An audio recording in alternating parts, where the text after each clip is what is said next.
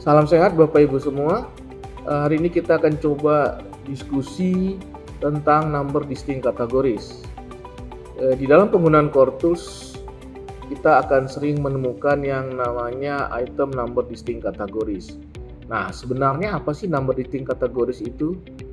Dalam statistical process control atau SPC, number distinct categories atau NDC itu dapat merujuk pada jumlah kategori yang berbeda dalam satu himpunan data. Jadi ketika kita menggunakan teknik kontrol statistik, tujuannya apa? Untuk memonitor dan mengendalikan proses produksi. Pada dasarnya Bapak Ibu, ketika kita mengumpulkan data dalam pengendalian proses statistik, kita dapat membagi beberapa data tadi ke dalam beberapa kategori atau kelompok yang berbeda-beda berdasarkan karakteristik tertentu dari data tersebut. Jumlah kategori atau kelompok data tadi itu yang kita sebut sebagai number distinct categories. Contoh sederhana seperti ini ya. Jika kita mengukur ketebalan satu produk tiap jam selama sebulan misalnya, dan hasilnya dapat kita kelompokkan menjadi 3 kategori. Jadi dari data yang kita kumpulkan selama sebulan tadi, kita dapat mengelompokkannya menjadi beberapa kategori data. Misalnya data yang kurang dari 2 mm, atau data antara 2 mm sampai 5 mm, atau data lebih dari 5 mm. Maka kita telah memiliki 3 number distinct categories terhadap data ketebalan satu produk.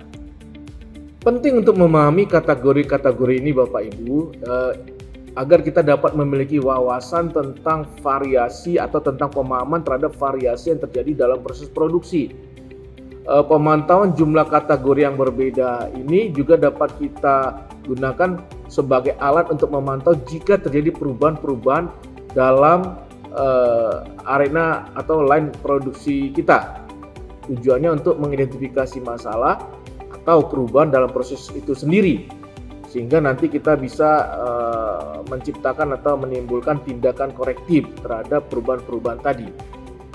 Atau dengan kata lain, ketika kita memahami jenis data atau kategori data dalam berproduksi, itu dapat kita gunakan sebagai alat analisa statistik yang lebih luas.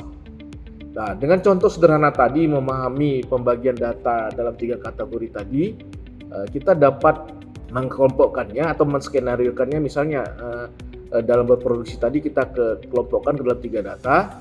Nah, selama sebulan tadi kita mengumpulkan data-data tersebut, dan misalnya kita dapatkan data sebagai berikut. Hari pertama kita mendapatkan data 1,3 mm misalnya, kemudian hari kedua 3,5 mm, hari ketiga 1,7 mm, hari keempat 5,3 mm, hari kelima 5,4 mm. Nah, dari data yang kita dapatkan tadi, dari 5 hari tadi yang kita analogikan, misalnya kita mengumpulkan data sebulan, ini saya contohkan data hanya 5 hari, nah kita sudah bisa memiliki 3 number distinct categories berdasarkan data yang kita, standar data yang kita kelompokkan di atas tadi. Nah, dengan adanya pengelompokan jenis 3 data tadi, kita dapat mendapatkan pemahaman yang lebih baik tentang variasi dari ketebalan produk tadi. Dan itu dapat kita gunakan untuk mengendalikan proses kita dengan bentuk statistik. Dan satu lagi, dengan kita memiliki pengendalian statistik tadi, kita dapat melihat apakah produksi kita sudah memenuhi spesifikasi yang ditetapkan. Nah, Bapak Ibu, di dalam memahami number distinct categories ini pastinya memiliki manfaat yang signifikan Bapak Ibu ya.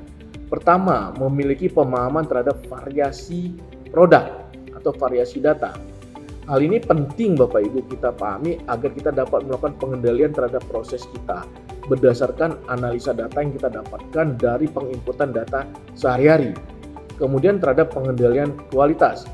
Dengan kita memahami jumlah kategori yang berbeda, membantu kita untuk menetapkan batasan kontrol dan menilai apakah satu produk kita itu berada dalam batas yang sudah kita tetapkan terkait penerimaan kualitasnya.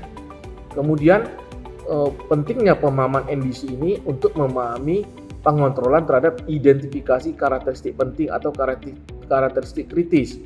Nah, setelah kita memahami kita diharapkan dapat menciptakan atau menghasilkan produk sesuai dengan spesifikasi yang kita harapkan.